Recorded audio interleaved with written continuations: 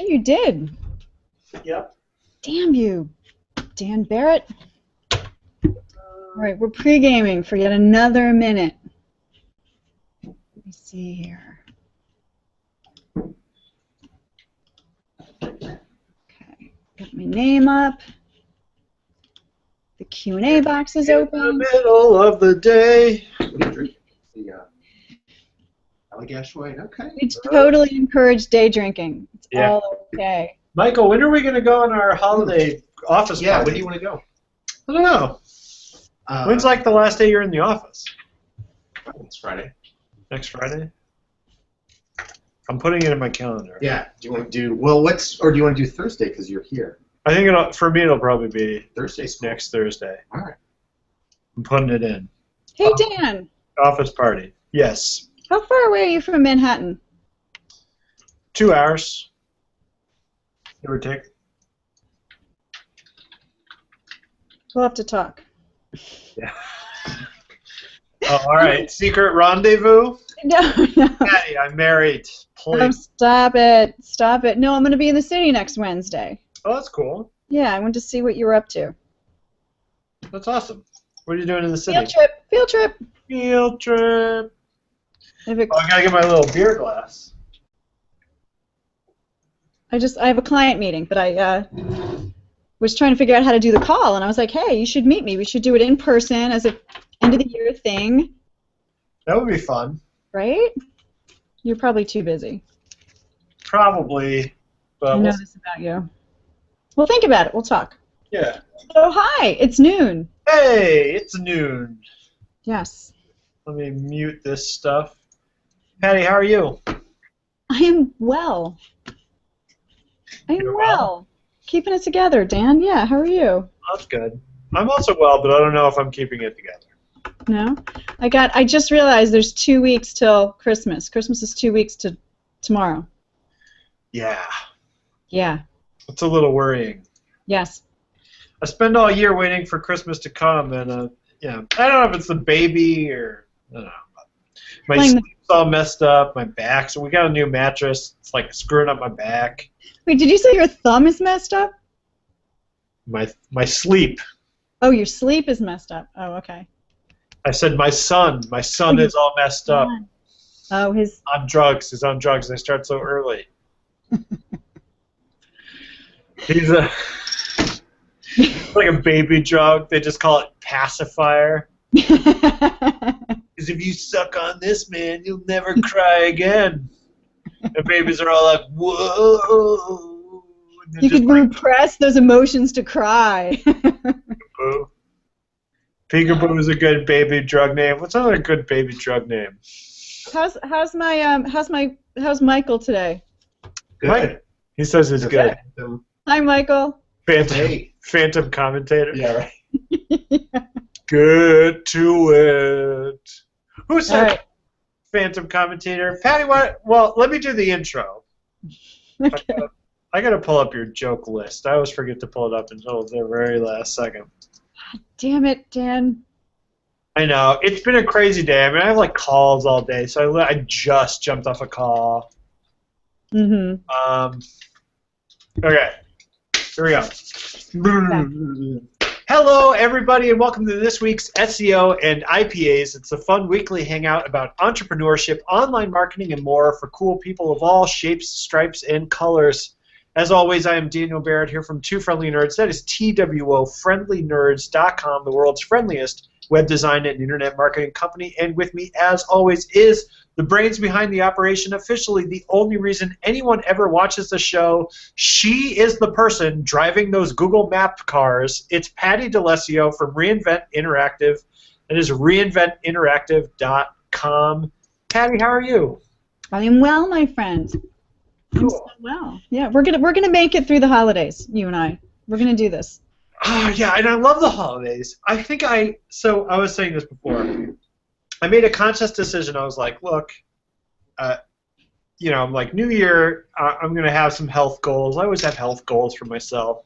Mm-hmm. And I was like, it's winter. I always put on a little weight over the winter. Whatever. I don't worry about that. But it's like, I'm like, it's December, it's Thanksgiving, and Christmas, and I'm like, I'm just gonna like not worry about food. I'm just gonna kind of eat whatever I want, within reason, and like not pig out, but just like I'm not gonna worry about it. I'm not gonna worry about dieting or whatever.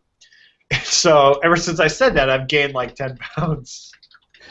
And I'm like kind of feel crappy, and I'm like, oh, like all right, maybe whatever. But I'm like, no, I said I'm gonna do it, so I'm sticking to it. So I'm like sticking to my hedonistic lifestyle, even though whatever.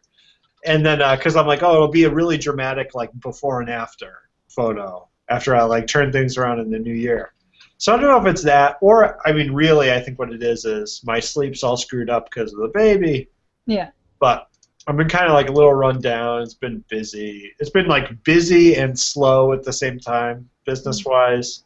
So it's just like, one of those things. Anyway, other than that. There's no like real snow yet. It's all rain and nasty and. Yeah, it's kind of been like a rough, weird sort of beginning. But, and our basement flooded yesterday. Oh, no.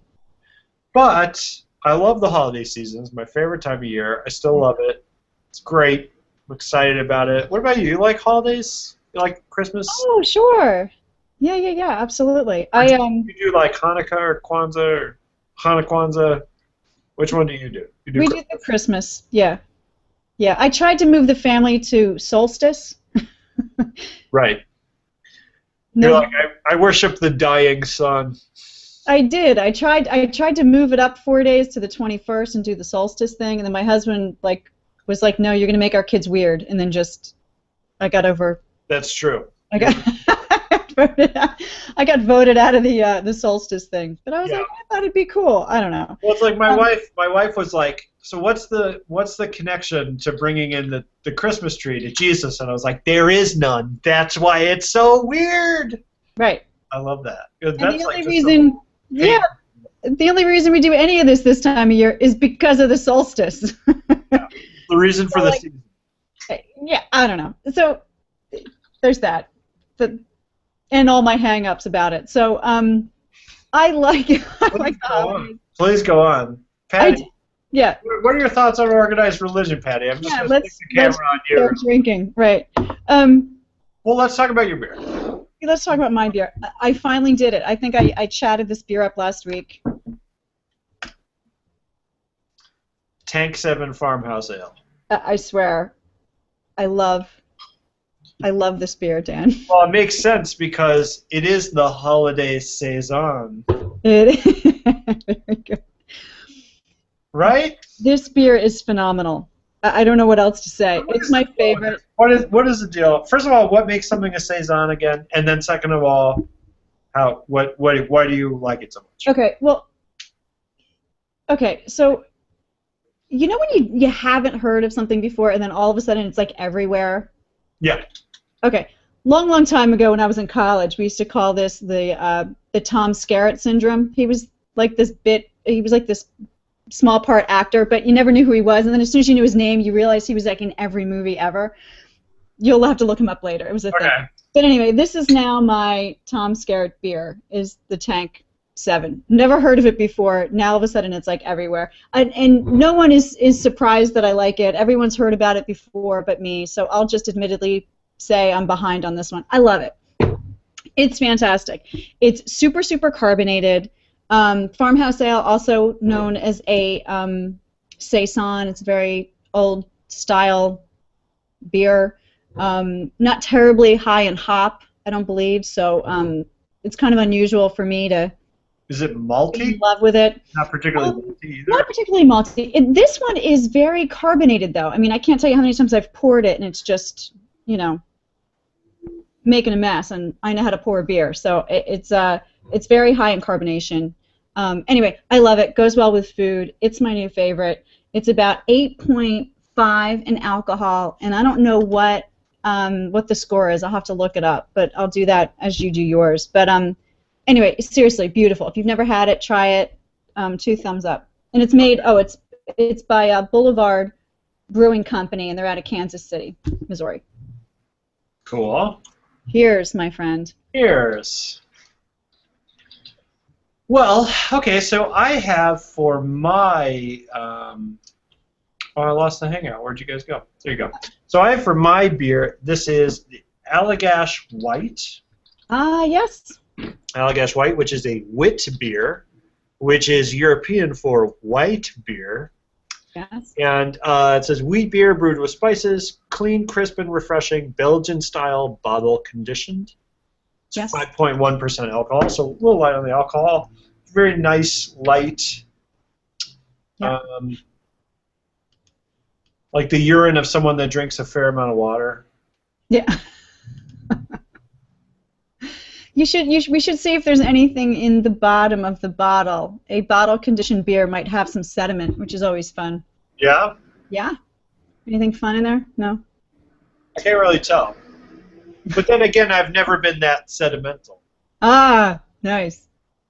No. Good one. I was either that or I love you for sedimental reasons. Can I just tell you, I was about to profess my love to you right now just for that comment alone. Really? Yeah. I'm pretty good like that. Yeah, you're good. Interesting.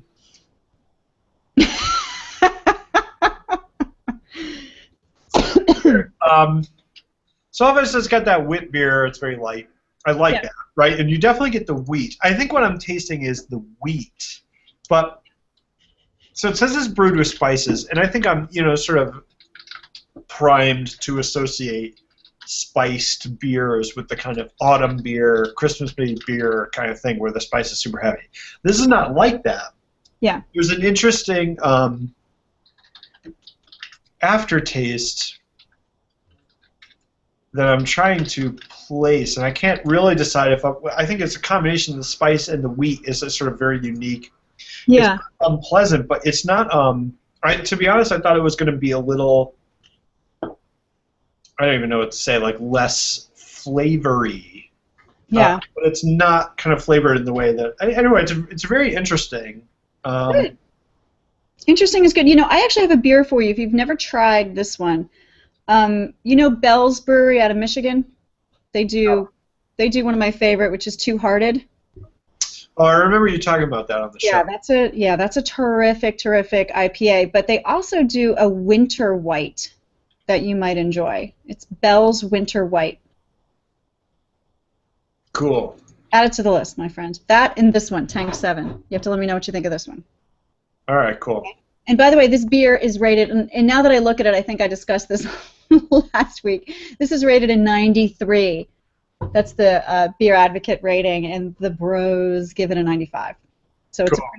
I'm not the only one that's a big fan of this particular beer. Yeah, mine actually, the Allagash White, also has a 93 Beer Advocate, but it has 100 Bros rating. Ow. So I'm trying to. So you're not crazy about it. So that I like it, but I can't really decide what I'm tasting. So it's like, right here the reviews say like taste is partly dry, some sweetness from fruits. Flavored include green grapes, a white wine taste, plus citrus fruit such as lemons. Actually, that's what it reminds me of, is a white wine. Oh, really? That's really interesting. I don't think I would have put that together. That almost like I don't know if it's tannins, but that weird bitterness thing that you get in wine. Yeah. That's, I think, what I'm getting here. It's really interesting. I don't know if this is something I would drink a ton of, but it's something I would definitely order if I wanted a lighter beer, because there's obviously a lot going on. It's good. Good. Well, cheers. All right, we are chewing up our time here, bud. And we have a cool video for today. We have a video too? Well, it was. Oh, it's a video. All right. Oh, yeah. Okay. So I've done the last couple of article introductions. You want to take this one? I'll pop it up on the screen, and you can. Yeah. Let me get the link. So sorry, I'm behind on the link here. So this is, obviously Rand Fishkin's Whiteboard Friday. We're all like a huge fan of, right? When the man speaks, all of us SEOs listen. So this is from a recent Whiteboard Friday. Although the article, Dan, I believe you and I have seen before. the article that this references. Yeah, so he did, this guy, we actually talked about his original article Yeah, when it came before, out. and then this is sort of like an update, sort of making it a little bit More of like a year-end thing. So, yeah. yeah, okay, so here, I'm bringing up the article. So, did you put the link in? Yeah, it's up on the screen right now. Okay, okay. Oh gosh, I grabbed the wrong article. Oh my, see what happens when you give me the reins? I screw it up. Oh man, do you want me to talk about it? Hold on, hold on. So this is Josh is taking over for Rand on this Whiteboard Friday, and he's talking about Panda 4.1, right? And how Google leaked a bunch of do's and don'ts, and actually Google didn't link it. What he says is that over the course of some period of time, he's gone out, researched, looked up what all the messages were that were coming from Google about the Panda updates, and kind of parsed the do's and don'ts, right? Right. Is that how you understand what he's done? So, and he talks about the, you know, kind of the good, don't just create good content. You know, he's not going to tell us just to create good content. So anyway, he does this. There's a video transcript underneath the video, which is always really awesome as an SEO thing to do if you haven't been doing that. Yeah. And so this is our article for today, right? And Josh, we've seen before. I follow him on Twitter. He's a good. He's a smarty, up to date SEO. Right. So you chose this for today. Yeah. And what did you like about it? Why did it? So I thought, you know, and you were right. We talked about this article before, and it was a fairly in-depth kind of breakdown of a lot of different people's advice about Panda. Uh-huh. So this one I thought was a much more boiled down. It boils it down to like 4 do's and 4 don'ts, right? Yeah. The big thing that I took away from it, that, you know, he talks a lot about, you know, don't keyword stuff, don't make content specifically for SEO. Yeah. Which is to me kind of like, it's a little annoying because it's kind of like saying, like, you know, it's like, you know, you're on some Japanese field somewhere trying to learn to shoot an arrow, and the master's like, don't, you know, the only way to shoot the arrow is to not shoot it. And you're like, all right. You know, it's like I always think about, like, Bart Simpson in The Simpsons. He goes to learn karate at the mall, and the karate teacher's like, we learn karate so that we may never use it. And Bart says, I already know how to not do karate. Hilarious. And I always think of it, it's like, well, don't make SEO content. And it's like, great, I just won't. I'm already doing that. Now what do I, you know, whatever. It's one of those, don't let us see you trying. You know, it's kind of obnoxious. Yeah, but you want to put your arm around the girl, but you don't want her to her to know that you're doing that. So then you go to high five your friend over there, and then you say, like, my arm went asleep, and then you and so. That's all well and good. But the thing that I really liked was his emphasis on what he calls task completion. Yes. So it's like the main goal of an SEO, or maybe not the main goal, but a big goal of an SEO is to ensure task completion, meaning that if you have a piece of content or a page or a resource or whatever it is, there's some task that the people that land on there want to complete. And your goal is to get as many people to complete that task as possible. So if it's reading the article, you want as many people to read the article, sign up, people sign up, app, use your app, whatever it is. But that Google has ways of measuring that outcome and deciding, like, all right, if someone's looking for, I was looking for casserole recipes the other day.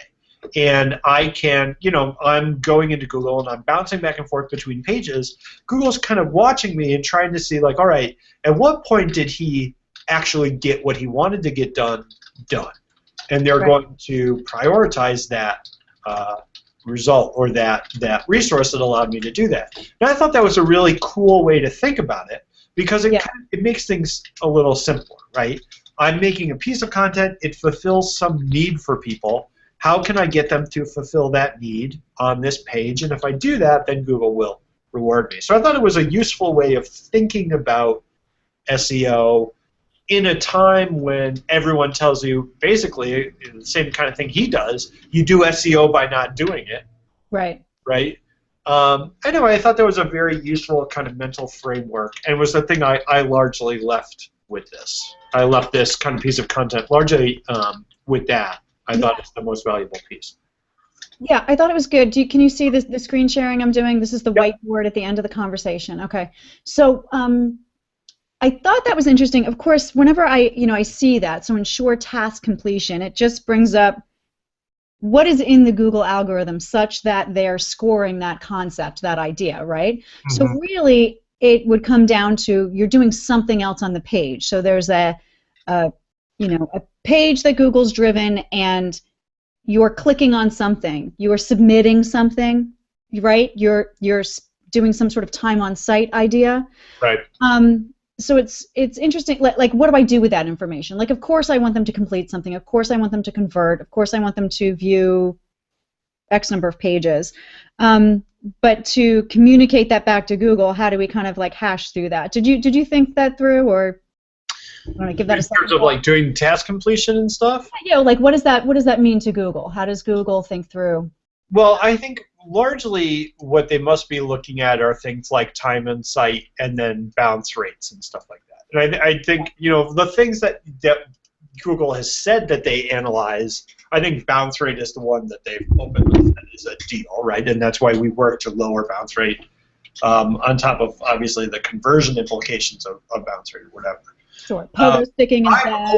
I've always thought that Google analyzed time on site and what they call pogo sticking in terms of like being Google, going to a site, coming back to Google, going to a site.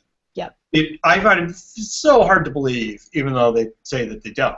That they don't look at that somehow, and maybe that's dumb, and maybe they say they do. They say they do, right? Right. So what is it? It's time on site. They say it's one of those they say that they theoretically don't look at or whatever. But so for me, I think it's for Google. It's almost like, did they leave Google, and did they come back, right? And Google's job is kind of like you come into Google and then you leave it, and the more often you come and then leave it and then don't come back, the better theoretically that they did their job. And I think largely that's the metric that they're using. Right. Yeah, I mean that was my take on that. Did you have a different one? No, again, it just makes me think. I get into that analytical. How is Google measuring this? What does it mean to measure task? How do they know what I want the user to do on the site? So anyway, it's interesting, and I think that's really should be the goal of any website, right? What's the conversion? How do we drive visitors to do the thing that we want them to do? So I think that's a win-win, right? If you're accomplishing that, you're winning. Then you're also winning in search, right? Right. He also talks about kind of where to get those, kind of offsite references, or the citation idea. So that was that picture there in the middle where he talked about getting links from social, getting links from reviews and Google Plus and experts within social, right? So we talked about offsite references, right? So like if you're in SEO, then you pick someone who's famous and they know this famous about SEO. So take Rand, for example. Yeah. Your content should be being talked about by him. That's interpreted as a quality signal, right? Yeah. It was interesting to me to think more in terms of, if you're a small business or you're primarily local or whatever, how that translates down. A lot of things in terms of local SEO now, they talk about, getting a mention on the town website or sponsoring a little league team or something. In terms of like, it's sort of like the, oh really? Local people are like, yeah, sponsor little league, it's great, because it's interpreted, I think, in this. You look at it in that context as being like, okay, it's offsite mentions in a closely related field. And in fact, one of the, just to bring it personally, looking at my own SEO and kind of, I don't really consciously work too hard on SEO for my own business. It's not really how I get a lot of my business. But I was looking at it recently and saying, like, looking at my link profile, right, and like having a fair amount of offsite links and mentions and stuff, but they tend to be from clients. And my clients are all over the place. Right. It's like I might have a coach client and a website client and an e-commerce client and then a pizza client or whatever. And they're all different industries. And so my mentions aren't in the web design industry or in like related fields, right? And so one of the problems is like I've got a lot of links, but they're not necessarily related in the way that I want my links to be related, right, to what I do. So, it's interesting that was kind of an interesting way to think about it in terms of like, okay, are the big wigs in your industry, do they know you? Right. Which sort of boils it down again. It's like, well, who do you know? Who do you have relationships with? Yeah, yeah. Right. Yeah. No. Exactly. And I mean, what you could do is the fourth do, which is to kind of cite your sources. So we could be, like on this show, we could, obviously cite all the authors of all the articles that we review and discuss, and kind of build those links back to them, and then start building up, SEO and IPA.com to make that be a hub for this kind of stuff. We could start building that as a brand. But I don't know. But the don'ts I thought were interesting. The don't make SEO content is, again, we kind of already hashed through that. But you really do need to have your services or products. You need the content around that to be very, very specific, and you need that to be great content, rich content, right? You should have one per. You should have a page dedicated to those ideas that you want to kind of be found for. So that kind of is SEO content, Well, it's like, yeah, I mean, I guess what he means is... Yeah, I think it was, well, he mentions in the article, like, blog building. Don't just blog because you need to do it for SEO. Don't. Well, like, I had a conversation yesterday with someone who's been doing SEO for larger companies for a long time. Yeah. Talking about, he's like, it used to be, you're a dentist in Connecticut, and so you got a page that's like Wethersfield Dentist, and you call them a Wethersfield Dentist like 10 times, and then it's like, then you've got like a New Haven Dentist page, like you call them New Haven Dentist, and he's like, obviously that doesn't work anymore, right? And we've talked a little bit about contextually linking concepts, and it gets much more abstract, right? Because you can't just say like Connecticut Dentist, Connecticut Dentist, Connecticut Dentist, and like the way you used to. And so I think when people say, like, you shouldn't write content for SEO, I think it means, like, you don't need a page for New Haven Dentist and Wethersfield Dentist, and it's like the same content, but you just switch out the towns. Right. Right? Because if you think about it, it's like there's no unique task on those pages, right? So it comes back to, like, task completion. There's no task for anyone to complete. It's all the same stuff, and it doesn't matter. Right. But it gets a little frustrating because it's like, oh, okay, well, then, you have to work a lot harder to figure out what content you could make, what's actually going to be valuable. And I thought too, he said, he mentioned, like, don't just repeat the keywords or don't include the keywords just to include them. I still see that all the time. Right. And it's like I think we've talked about this before. We'll have clients who say, like, well, why aren't I using more keywords?